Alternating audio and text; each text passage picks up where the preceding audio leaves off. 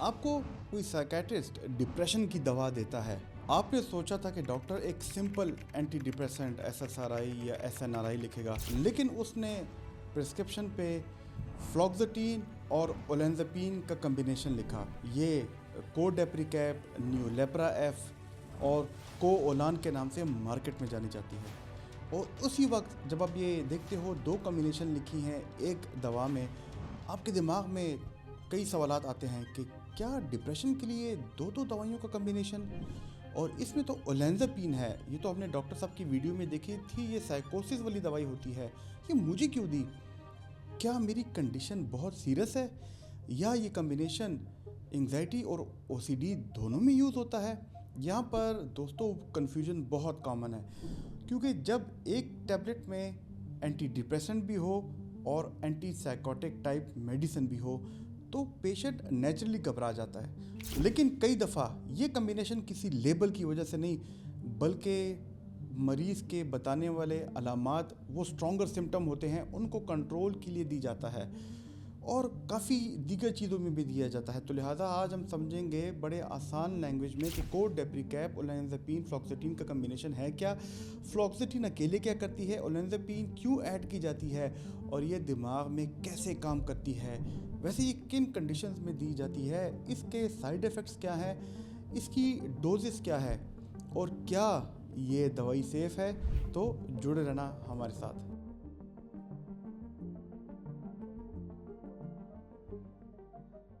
दोस्तों मेरा नाम प्रोफेसर डॉक्टर अली मुफ्ती है, मैं एक कंसल्टेंट साइकेट्रिस्ट हूँ और आज की ये वीडियो हम अपने व्यूअर्स की डिमांड पे बना रहे हैं। काफ़ी व्यूअर्स ने हमें कमेंट किया कि डॉक्टर साहब इस दवाई पे वीडियो बनाएं, तो लिहाजा मैंने मेरी टीम ने सोचा कि इस पर एक वीडियो बनाई जाए।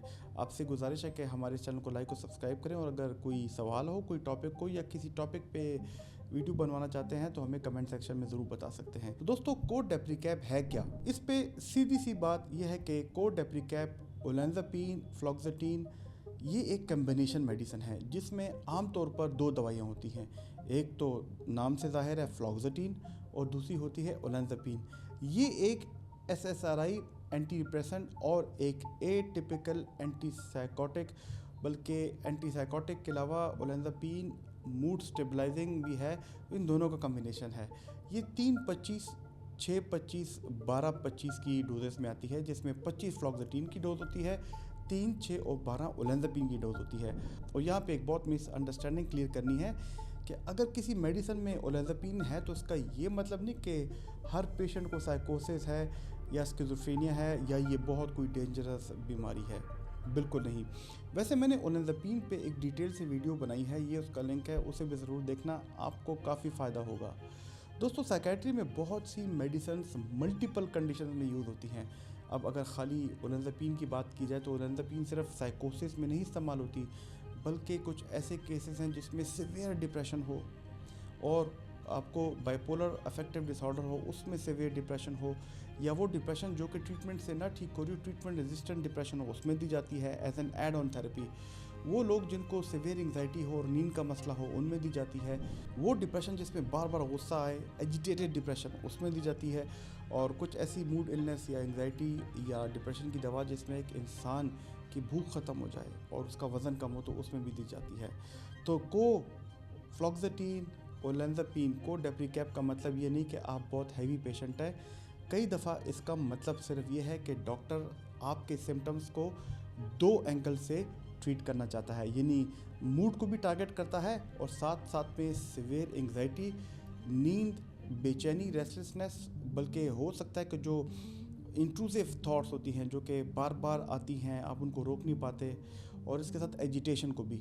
लेकिन एक सवाल ये है कि फ्लॉक्सेटिन अकेले क्या काम करती है और ओलेंजापिन क्यों ऐड की जाती है? फ्लॉक्सेटिन को पहले समझिए।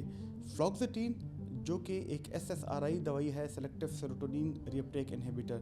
जो SSRI मेडिसिन हैं ये दिमाग में सेरोटोनिन सिस्टम को सपोर्ट करती हैं, बल्कि जो सेरोटोनिन एक न्यूरोकेमिकल हमारे दिमाग में, इसका इम्बैलेंस होता है, कमी होती है, तो फ्लॉक्सेटिन दिमाग में आराम से सेरोटोनिन की मिकदार को ज़्यादा करती है। इसलिए फ्लॉक्सेटिन कॉमनली यूज़ होती है डिप्रेशन की बीमारी में, ये इसके अलावा एंग्जाइटी डिसऑर्डर्स में भी यूज़ होती है, इसके साथ साथ पैनिक डिसऑर्डर में यूज़ होती है, पैनिक अटैक उसके अलावा ओसीडी में भी यूज़ होती है, ऑब्सेसिव कंपल्सिव डिसऑर्डर, लेकिन थोड़ी हाई डोज में। और वो लोग जिनको बार बार डिप्रेशन के साथ ऑब्सेशनल बार बार वसवसे आएँ, और कभी कभी वो लोग जिनको एनोरेक्सिया नर्वोसा है या बुलिमिया नर्वोसा है, बुलिमिया नर्वोसा में काफ़ी दी जाती है, ताकि वो जो उनकी एक स्ट्रेसफुल ईटिंग होती है, फिर वो वॉमिटिंग करते हैं, तो उसमें भी दी जाती है। फ्लॉक्सिटिन का काम होता है मूड को स्टेबल रखना, मतलब जो डिप्रेशन में, एंग्जाइटी में मूड बहुत ज़्यादा उदास रहता है, लो रहता है, चिड़चिड़ापन रहता है, तो उसको कम करने में फ्लॉक्सिटिन काफ़ी कारआमद होती है। और ऑब्सेशन, वसवसे, सोच की इंटेंसिटी को ओसीडी में कम करता है। लेकिन प्रॉब्लम ये है कि हर डिप्रेशन एक जैसा नहीं होता। कुछ डिप्रेशंस बहुत हैवी, एजिटेटेड, उसमें डिप्रेशन के साथ बेचैनी होती है, डिप्रेशन के साथ ज़िंदगी को ख़त्म करने वाली सोचें आती हैं, नींद की कमी आती है। कुछ डिप्रेशन जो है वो ट्रीटमेंट रेजिस्टेंट होता है, देखिए फ्लॉक्सिटिन आप दें उनसे नहीं ठीक होता। और कुछ पेशेंट्स कहते हैं कि डॉक्टर साहब उदासी भी है, घबराहट भी है, दिमाग बंद नहीं होता और नींद भी नहीं आती। तो यहाँ पर फ्लॉक्सिटिन कभी कभी इनफ नहीं होती, यहाँ पे उसके साथ ओलेंजापिन भी ऐड की जा सकती है। और ओलेंजापिन कई दफ़ा हेल्प करती है सिवियर एंग्जाइटी में, सिवियर एजिटेशन, गुस्से में, उसको सेटल करने में। वो लोग जिनको बार बार गुस्सा है, बहुत एजिटेशन में रहें, नींद इंप्रूव करने में, भूख वापस लाने में, अगर जिनकी भूख ख़त्म हो उनकी भूख वापस लाने में। और बहुत लोगों में जो बहुत सोच आती है, ओवर थिंकिंग आती है रात को, उन्हें काम करने में। और वो जो एंटी डिप्रेसेंट्स SSRI, SNRI या ट्राइसाइक्लिक एंटी डिप्रेसेंट काम ना करें, तो उसके साथ as an add on therapy use होती है, जिसको हम ऑगमेंटेशन कहते हैं। सिंपल लैंग्वेज में फ्लॉक्सिटिन डिप्रेशन और ओसीडी एंग्जाइटी का कोर सिस्टम को टारगेट करती है, और ओलेंजापिन उस इमोशनल जो जज्बाती तूफ़ान होता है उसको थोड़ा सेटल करती है जो पेशेंट के अंदर चल रहा होता है। तो अगर ये दो दवाइयाँ कॉम्बिनेशन में दी जा रही हैं तो ये बेवजह नहीं होती, लाजमन साइकेट्रिस्ट ने, डॉक्टर ने कुछ सोचा होता है, और कई दफ़ा ये एक लेट ट्रीटमेंट स्ट्रेटजी होती है। लेकिन अब असल इंटरेस्टिंग चीज़ कि ये दोनों दिमाग में करती क्या हैं। लेकिन इससे पहले ये भी मैं बता दूं कि अगर हम फ्लॉक्सिटिन और ओलेंजापिन को जब अकेले अकेले लिखें, यानी कि दो दवाइयाँ लिखें, तो पेशेंट इससे भी बड़ा परेशान होता है कि डॉक्टर साहब हम दो दवाइयाँ क्यों लेंगे। तो लिहाजा ये एक दवाई में भी कम्बिनेशन में आती है, जिससे पेशेंट को बड़ी आसानी होती है कि एक दवाई लें और उनकी ज़िंदगी काफ़ी ईजी रहती है। दवाई वो फिर मुतवातर लेते रहते हैं, जिसको हम कहते हैं कंप्लाइंस बेहतर होती है, दवाई लेने की आदत उनकी ठीक होती है। अच्छा, ये दिमाग में क्या काम करती है, अब इस कम्बिनेशन को थोड़ा डिटेल में समझते हैं। मैंने जैसे पहले बताया कि फ्लॉक्सिटिन एक SSRI मेडिसिन है। SSRI करती क्या है, देखिए दिमाग के अंदर न्यूरॉन सेल्स होते हैं, जो हमारा दिमाग है, आसाब, उसके अंदर सेल्स होते हैं, उसको हम न्यूरॉन्स कहते हैं। एक सेल दूसरे सेल से कम्युनिकेट करता है, ट्रांसमिशन करता है, और इसी से हमारी सोचें बनती हैं, इसी से हम बाकी काम भी करते हैं। तो जो एक सेल दूसरे सेल से काफ़ी न्यूरोकेमिकल्स भेजता है, यानी कि एक सेल न्यूरोकेमिकल्स भेजता है दूसरे सेल को, जब वो न्यूरोकेमिकल्स दूसरे सेल को मिलते हैं तो उसको ट्रांसमिशन, उसको कम्युनिकेशन पूरी मिलती है। जब डिप्रेशन में, एंग्जाइटी में हमने देखा है कि सेरोटोनिन की मिकदार कम हो जाती है, सेरोटोनिन एक सेल से दूसरे सेल में कम मिकदार में बाहर आता है। तो जो SSRI है, फ्लॉक्सिटिन, वो जो बाद वाला सेल है उसमें सेरोटोनिन की रिसेप्टर को ब्लॉक कर लेता है। ब्लॉक कैसे करता है कि जो सेरोटोनिन जो वापस जाता है उसकी फिर से रिसाइकलिंग होती है, तो उस रिसाइकलिंग को ब्लॉक करता है। तो सेरोटोनिन की मिकदार एक सेल और दूसरे सेल के दरमियान बहुत ज़्यादा रहती है, यानी कि उस एरिया में बहुत रहती है। तो ज़्यादा सेरोटोनिन जब अवेलेबल होती है तो जो अगला सेल है, अगला न्यूरॉन है, उसको ज़्यादा सेरोटोनिन मिलती है। सिंपल अंदाज में कहूँ तो जब दिमाग सेरोटोनिन रिलीज़ करता है और फिर से वापस खींचता है रिसाइकलिंग के लिए, तो फ्लॉक्सिटिन इस रिसाइकलिंग को ख़त्म करता है, जिसकी वजह से उसकी मिकदार ज़्यादा हो जाती है।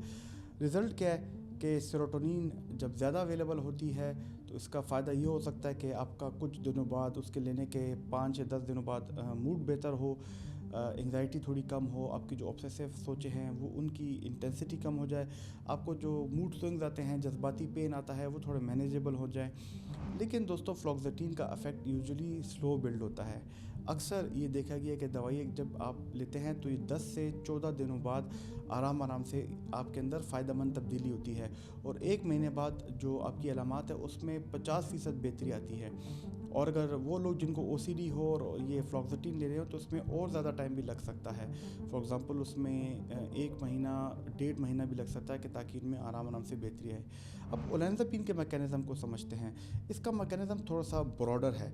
यहाँ ये सिर्फ एक सिस्टम पे काम नहीं करता बल्कि कई रिसेप्टर्स पे काम करता है।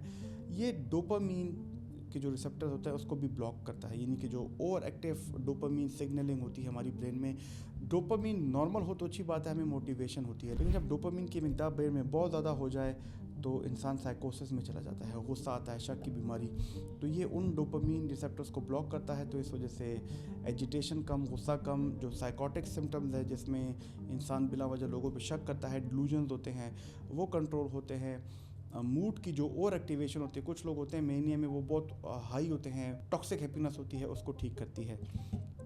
लेकिन ओलेंजापिन इसके साथ साथ सेरोटोनिन को भी ब्लॉक करता है, यानी कि इनडायरेक्टली सेरोटोनिन की मिकदार को भी बढ़ाता है। तो ये मूड और एंग्जाइटी रेगुलेशन में रोल प्ले करती है, और इसी वजह से ये एटिपिकल एंटीसाइकोटिक का प्रोफाइल कहलाता है, और पुरानी एंटीसाइकोटिक से ओलेंजापिन इसलिए डिफरेंट है।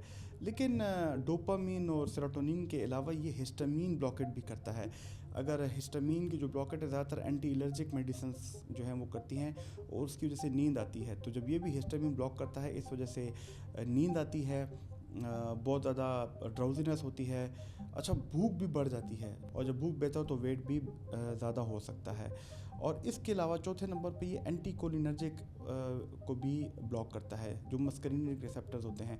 इस वजह से कुछ लोगों में जो ओलेंजापिन के साइड इफ़ेक्ट्स हैं, जैसे मुंह खुश्क रहना, कॉन्स्टिपेशन रहना, और दिन को थोड़ा सा वो ब्रेन फॉग और सगी नशरई, ये भी इस वजह से हो सकता है। तो इस कॉम्बो का फ्लॉक्सेटिन ओलेंजापिन का जो ओवरऑल इफेक्ट है, अब अगर आप दोनों को एक साथ देखें, फ्लॉक्सेटिन सेरोटोनिन को सपोर्ट करके डिप्रेशन, एंग्जाइटी और ओसीडी साइड को टारगेट करती है, जबकि ओलेंजापिन ये डोपामीन, सेरोटोनिन और इसकी मॉड्यूलेशन करती है, जिसकी वजह से एजिटेशन ख़त्म होती है, इंसोम्निया ठीक होता है, सीवियर जो साइकोसिस होते हैं वो ठीक होता है, मूड स्विंग्स वो ठीक होते हैं, और वो लोग जिनको रेजिस्टेंट डिप्रेशन हो उसमें काफ़ी बेहतरी आती है। इसके जो एंटी हिस्टामीन रिसेप्टर्स हैं, इस वजह से नींद भी ज़्यादा आती है।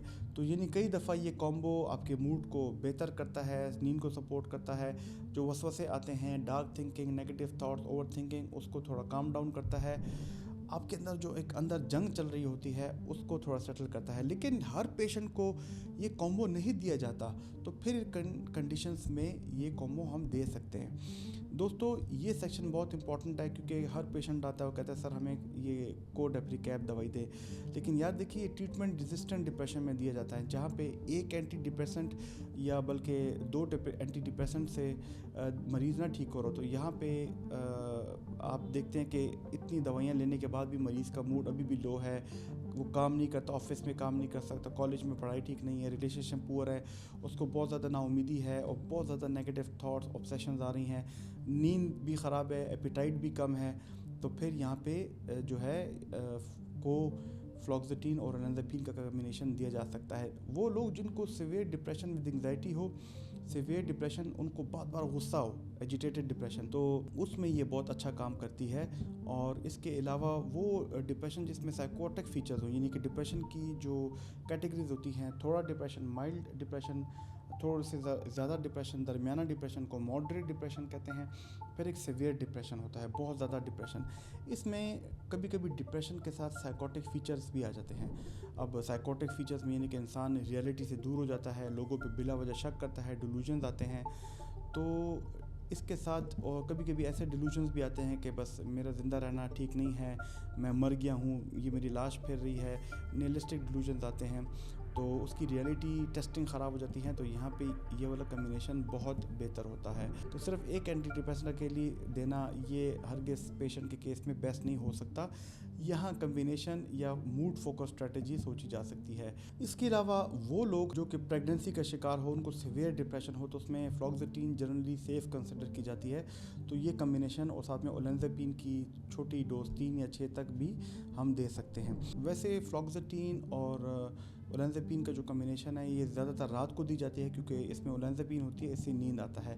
लेकिन इसके अलावा इस दवाई के भी काफ़ी साइड इफ़ेक्ट्स हैं। अगर हम खाली फ्लॉक्सेटिन के साइड इफ़ेक्ट्स को समझे तो उसमें नौजिया आता है, सर दर्द आता है, स्टार्ट में काफ़ी घबराहट होती है, आपकी नींद डिस्टर्ब हो सकती है, सेक्शुअल आपका आर्जी तौर पे सेक्शुअल सोचों में कमी आ सकती है।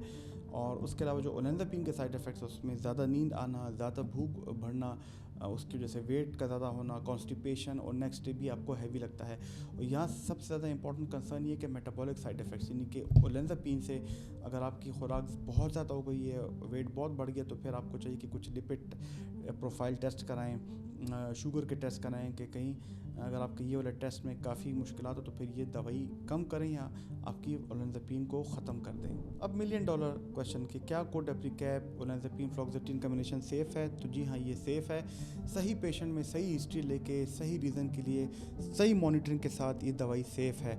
लेकिन सेफ़ का हरगिज़ ये मतलब नहीं कि हर किसी को सूट करेगी।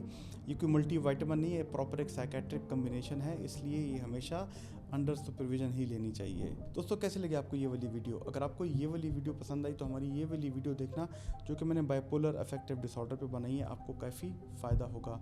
मुझे उम्मीद है कि इन वीडियो से आपके अंदर साइकोलॉजिकल रेजिलियंस आएगी, आपको मेंटल हेल्थ अवेयरनेस मिलेगी। अल्लाह ताला आपका हामी नासिर और शुक्रिया।